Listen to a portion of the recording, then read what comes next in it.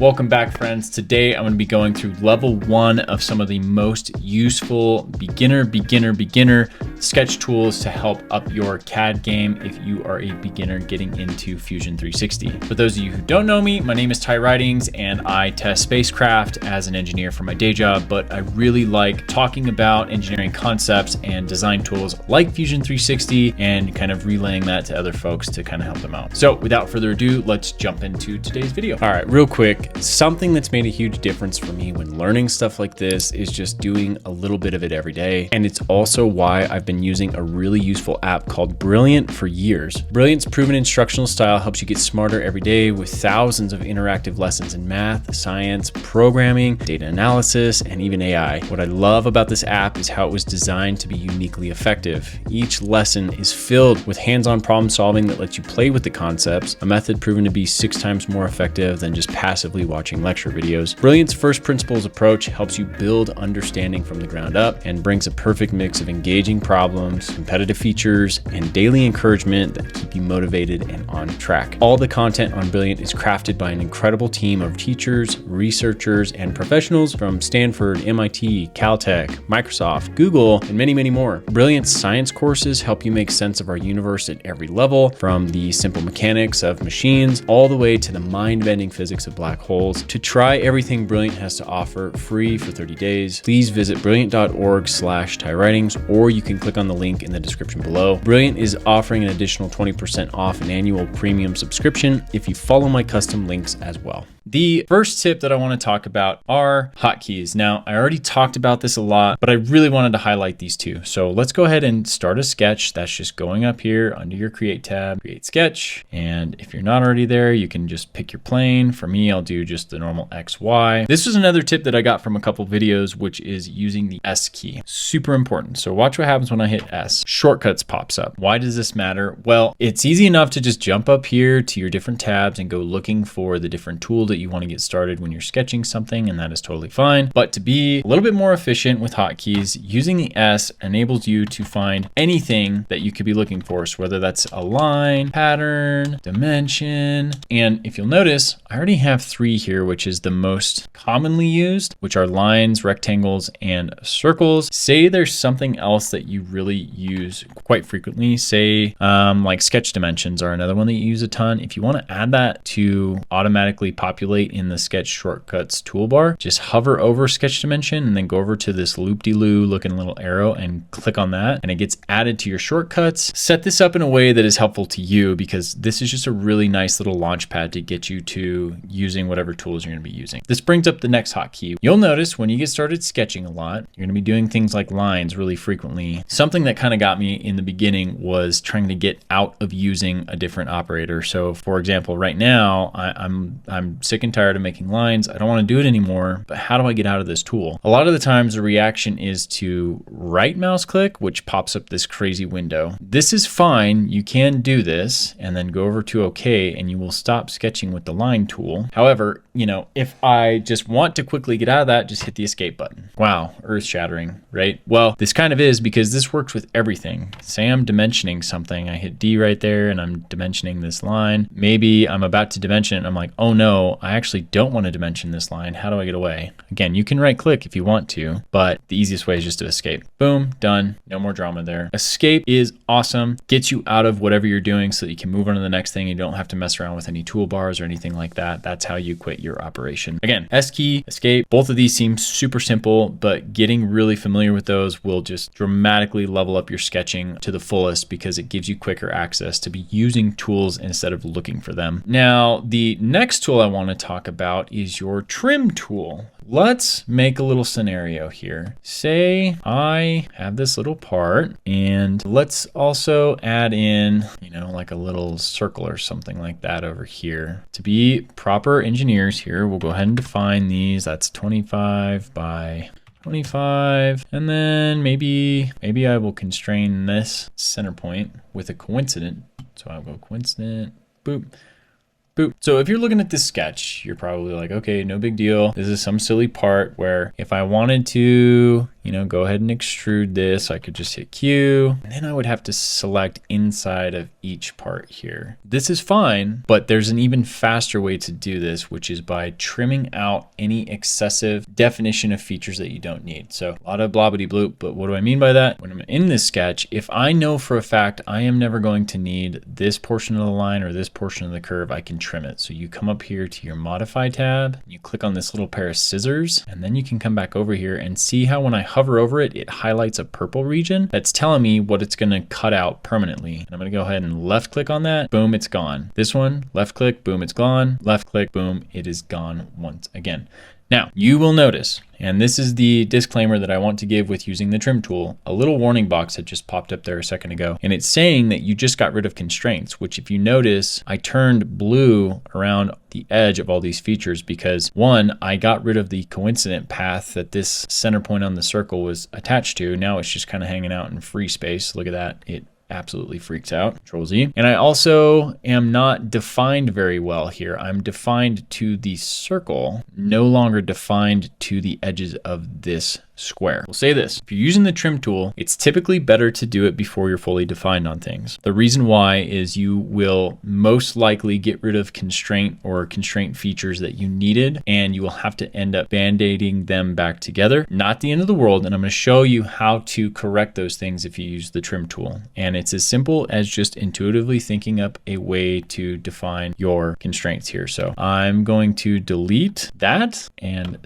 I'm going to keep the dimension of this circle. That's fine. So now when I drag it around, you'll notice it kind of moves more intuitively here because I have still my vertical and horizontal constraints. And I'm going to redo my dimensions to fix this. So I'm going to go from this line over, make that 25. I go from this wall over to here and redo that to 25. And now to get that same constraint to make this basically where the corner was without having the corner piece in there, I'm going to click on coincident. I'm going to go like this and this, left click, and down here, left click.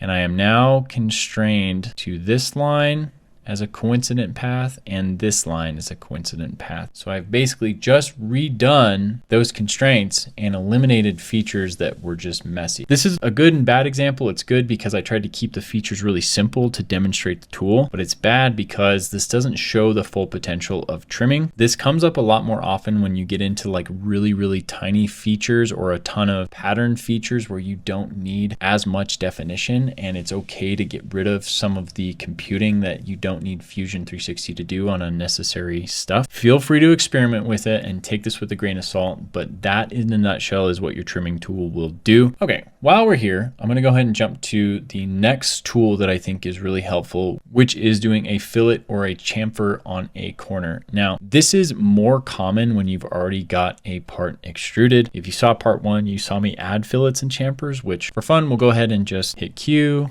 extrude this part, make it 5. And here we have some edges. And normally if I'm in my modeling tab, I would come up and click on fillet and add this after I've already extruded here, right? Which is totally fine. But if you're trying to do more of your defining of features up front in your sketch, you can do that. I'm going to Control Z, Command Z my way back to the beginning, back into my sketch. And here's how you do it. To get to the fillet, come up here to the Modify tab and click on Fillet, left click. And for that same corner I was just talking about, this is really easy. You just hover over and click, left click the two adjacent lines that you want to add a fillet to the corner of. So for me, I left click both of those, and you'll see now I have a place to add a fillet, and I can define it just like anything else. We'll make it 5, boom, done. Super easy. And now when you extrude the part, it's already built in, which is great. Again, not the end of the world. One more cool thing about adding a fillet, and I say fillet and chamfer in the beginning of this, they operate the same way. Say I want to do a chamfer instead, I just come up here to modify, do the drop down, go to chamfer, and for this, I'll make it simple, just an equal distance chamfer. And it's just like adding the fillet where I click on the two adjacent sides. Then I can either drag my arrow to pick where I want it to be at, or I can just define it to be 5. super useful. Moving on, the next tip or tool that I have, it's using construction lines. Construction lines are a super helpful addition to your design process because they allow you to build in symmetries or features that don't show up in your top level part, but they help you build it. So to show this and demonstrate this, I'm going to go ahead and just add one here that helps me kind of get a center line from corner to corner. Because right now, if I wanted to like put a part in here and get it like smack dab in the center, I don't really know where that is. And I could just look at these edges and say 25 by 25 and like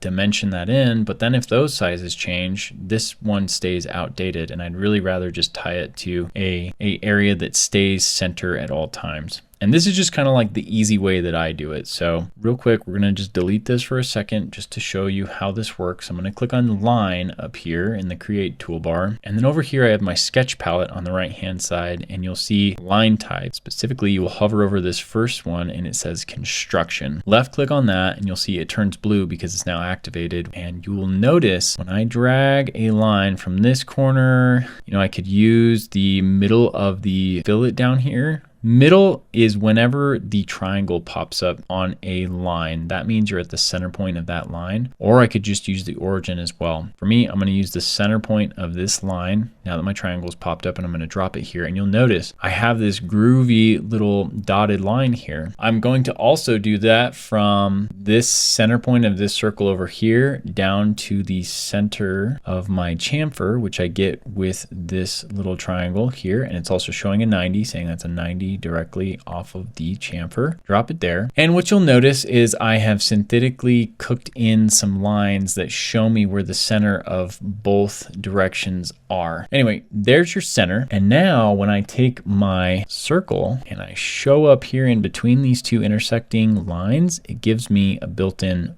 point. And I'm going to make my circle. So that's great, but you'll notice something. And I did this intentionally. When I made that circle, it also showed up as a construction line. And you're probably wondering, what the heck? Well, this is something kind of annoying about construction lines is you have to manually remember to go and turn it off, or else any lines you'll be making in the future will just stay construction. So first thing I can do is turn it off because I don't want it anymore, right? But I'm still left with this circle. And the reason I kept it there is because I wanted to show you how to fix this. Now, if you want to change a line back to normal, left click on it, and your sketch palette bar over here on the side will have your options, and it will say line type, and you will see that you're still toggled on for construction. You will just left click on that again and turn it off, and boom, you are back to a normal circle. And once I define the size of that circle, make it 5, I am fully defined and constrained to the center. Now, watch how powerful this is. If I change this dimension to 35, still in the center. If I change this to 40, still in the center. So my construction lines have helped me place this part exactly where I want it to be at all times. No matter what happens to my dimensioning scheme for the overall part, I stay centered. The other cool thing, if I wanted to extrude this, I'll hit Q and I will click on this part. Notice it didn't even give me an option to do anything with these construction lines at all. If it was a normal line, it would have given me like this, trapezoidal shape over here as an area to select, and then this side to also select, but it didn't do anything, because they are simply construction. They are just meant to help with the regular solid colored features, the solid line features, and nothing to do with these. So I could extrude my part, we'll say 5, boom, done. And I've hidden the sketch just to make it obvious, but yeah, see, there we go. We've got our normal part going on here. That actually leads into something pretty cool, which is mirroring sketch items. So what I want to do, I want 2 circles symmetrically cast along this axis. So boppity bloop, show you what I mean. I want a circle here. It's on the same center axis as this one, but I also want one over here. So I could make both of these and dimension both of these and go through all the work, but there's a faster, simpler way to do that, which is making a parent circle and then mirroring it in the direction that I want it to go. So let's go ahead and dimension this thing. Let's make it 3, and then let's make it 10 millimeters away from the center. That's defined. Now I want the exact same thing, but up here on this same line on the other side of this circle. So to do so, I'm gonna come up here to create, and I'm gonna left click on mirror, and it's giving me 2 options. First is objects. So what things do I want to mirror? It's gonna be this circle down here. And then second, what is my mirroring line? Basically, what is the line I want to hop across to get the same feature somewhere else? And for me, construction line also can work for a mirror line. Click on that, it projects to show me where it's going to be placed at. If I'm okay with that and that makes sense, I hit okay. And what do you know? I've got the same circle at the exact same location opposite this one. And what's cool is if I update the first one, say I overshot with 10 millimeters and I'd rather have it 7 millimeters away from the center circle, both circles update. And that includes the diameter as well. Say I want 5 now. Boom, we're up to 5. This is the last thing I wanted to talk about, which is a pattern. So this is very similar to mirroring, but it is a little bit less tethered to symmetry in the sense that I just showed you, where I'm moving everything around a line or an axis. So I will show you how to do that in this upper circle up here. So first thing, I'm gonna move these out of the way by just making these 8 instead. What I'm gonna do is make a circle up here in this region that I want to be a circular pattern all the way around this circle. So to do that, I'm just going to make a little circle right here. Escape. We're going to dimension it. Let's go 1.5. We'll say 5 millimeters away. And I'm also going to give this a constraint of being vertical to the origin. So it's in the same direct path as the origin of this circle. So I've got a circle identified here. I'm going to make that a little further out because I kind of want to show how cool this can look when you go into your patterning mode. I have my circle inside of the larger circle. I want to now make this circle go all the way around, like holes on a shower head or something. To do that, I'm going to go to create, and I'm going to go down here to circular pattern. We have the option for rectangular pattern, which works about the same. Say you were wanting to do this inside of like a square or something, it would be the same idea roughly, but we're going to do circular pattern here. So we're going to click on that. It's going to give us a couple options, very similar to mirroring, where first I need to pick the object that I want to pattern. That's going to be this circle. And then the next thing, I need to pick my center point to rotate the pattern around. So I'm going to click on the select next to center point. I'm going to go boop, right on the center of the bigger circle. And you'll see right away, 2 phantom circles showed up here and here. This is where you get into defining a little bit more of your pattern. So right now I have 3 right here, which is the quantity of holes total, including the parent hole that I want in this circular pattern. And for me, I kind of want to bump that up. Let's do 8. I really like 8. And what's cool is right now it is set to full distribution, but you can constrain that to less than full distribution if you want, and you can define that in degrees. So up here, I can say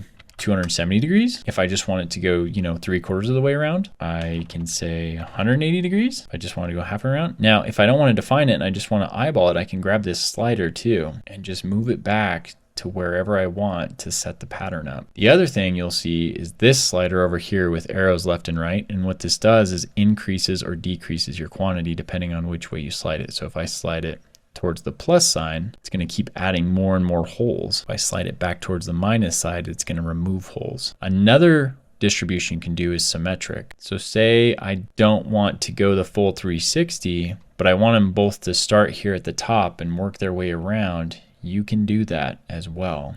And you can increase your quantity. You can move your slider to get the right slice of the pie, if you will, below 360 for your distribution, or you can define all those things over here. So for me, I want to keep this simple. I'm going to say full. I'm going to say 8 holes, and I'm going to hit OK. And boom, now you have all of these holes evenly distributed around your center point and dimensioned the same length from the center and the same diameter as your parent one. So if I update this to 3, they all change. If I change this to 4, they all change. And that is how you pattern. Thanks for watching, friends. Hopefully that wasn't too fast and it gave you a couple more pieces of insight that are helpful when you're doing your own CAD modeling and designing in Fusion 360. Again, comment below if you have questions or things that you would like to discuss further. More than happy to respond to that stuff. I really appreciate it. Feel free to check out this next video that I have linked, and I look forward to seeing you next time. Thanks, everyone.